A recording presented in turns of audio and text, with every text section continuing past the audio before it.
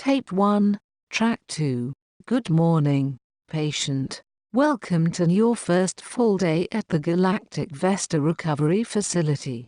The headset you put on before going to sleep has allowed us to monitor your brain activity throughout the night. We found that you were frequently restless, falling into deep sleep only for brief intervals, never lasting longer than half an hour. Your dreams were confusing. You fell in and out of places, and people spoke only in riddles. This is understandable. You've been through so much. You are here to recover from this. You will find, by the end of your stay, that your sleep is deep and restful, and your dreams soft and simple. At 3:36 last night, however, we managed to record a message from your soul. At the very core of your being, deeper than the subconscious, there is a level of self which we, in the scientific community, call the soul. Your existence at this level is purely essential, and very difficult to access. It can only be tapped into in moments of deep sleep, when the brain is at its most open. We do not know exactly how the soul functions, whether it is an interpretation of your life in this dimension, or perhaps a link to a parallel dimension, or perhaps to a reality in which this life is a dream. However, it is a part of you, and what we discovered in yours was very positive, showing great capacity for inner peace, and suggesting you are very ready to recover. We are offering to show you this recording, as we think you may find it inspiring and calming. If you would like to hear it, press yes on your handset. If not, please press no, and we will continue with your morning routine. You have chosen to hear the recording. Here it is, 3:36 a.m.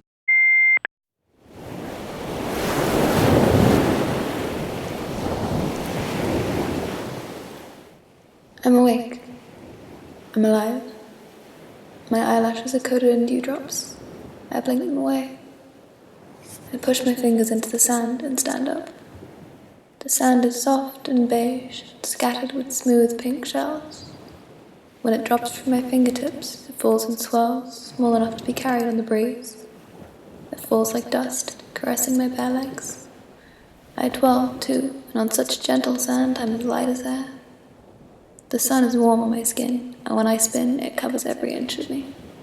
Waking up here is always like feeling warmth for the first time. I slow down, coming to a gentle halt. I see my friend, the only other soul I need. They are a deer, an eternal fawn. Their name is Darling, and they are asleep, curled up on the sand.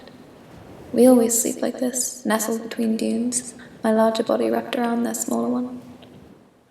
I wake them up with a kiss to the forehead, and they blink slowly into life. They look at me, and there's love in their eyes. There's love in mine as I gaze back. They touch their nose to mine and stand up.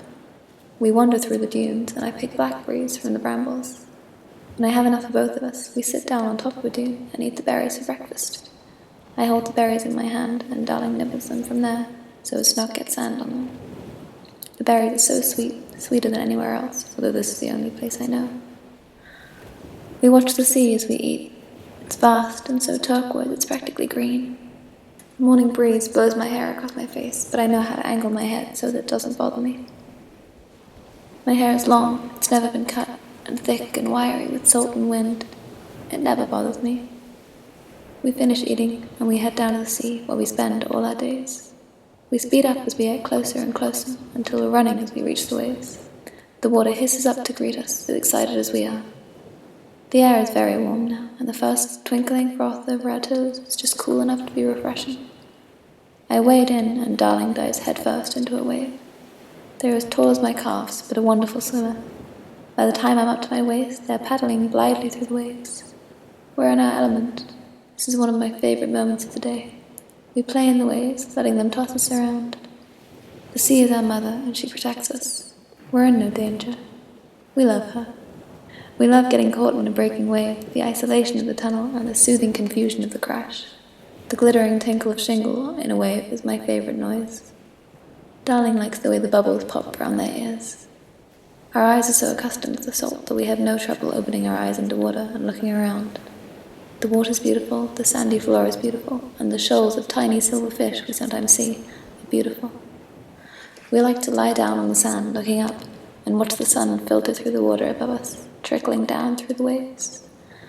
Darling finds this difficult to do, so I hold them to my chest as I sink down so they can join me. I love the shapes the water casts on my body. I am one with the sea. So is Darling. Eventually, we step out of the water, shimmering in the light. Sand sticks to my feet and Darling's hooves as we walk back to the dunes. We eat more blackberries for lunch, and Darling finds a spring for us to drink water from.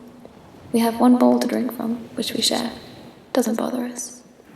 After lunch, we begin to walk. We walk along the beach, just where the sand meets the waves. We dance as we move, skipping over big waves, chasing after smaller ones. Our happiness is graceful and carefree. We walk for hours, content in shared silence. We do this every day. The beach is endless, it seems, like everything here. The sky is a dusty blue, which melts into the sea and the sand at every horizon. We always keep moving. We love it. The landscape changes in subtle ways. Some dunes are bigger than others. Some patches of sand have more pink or silver grains in them. Sometimes we find strands of kelp strewn across the sand. If we like a place very much, we might stay there for a few days, but we know there'll be more places we love further along, so we always set off again. This infinite beach is lovely, and we are always keen to see more of it. When the first glow of yellow appears on the horizon and the sun starts to dip, we stop walking and prepare for dinner. If we found any seaweed that day, we'll make a soup. If not, we clamber through the dunes. We know we'll always find something to eat. It might be nettles or cacti, which we can also make into a soup, or ripe rosy apples, which grow in abundance. And there's always the blackberries. With the sea wind, nothing grows very tall, so everything's always within reach. Sometimes I climb the apple trees, but I often don't need to. We build a small fire to keep the mosquitoes away, out of bleached driftwood and the crisp golden grass that grows everywhere.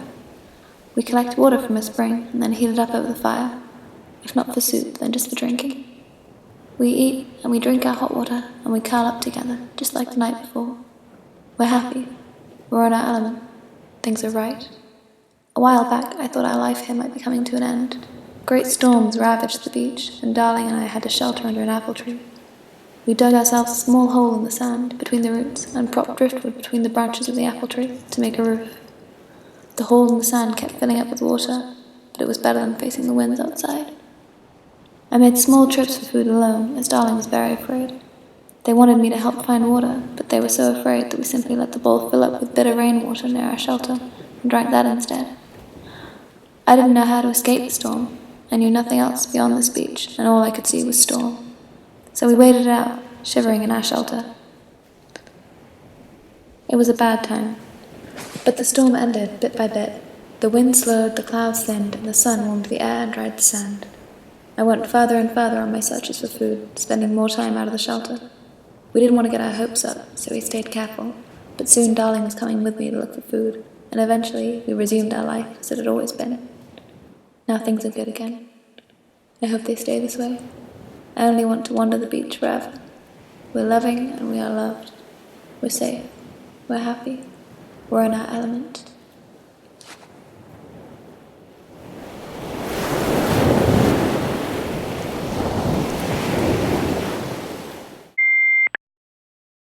That is the end of the recording. It has been saved to your personal media database under the file name Soul1 and is available for you to listen to at any time. This can all be accessed through your handset and interactive media screen, which hangs over the foot of your bed. We will revisit this recording throughout your healing process. Important things to keep in mind when you think about this recording is that there is a part of you which is already safe and calm. This haven is inside you, even when you feel your worst. We will now commence your regular morning routine.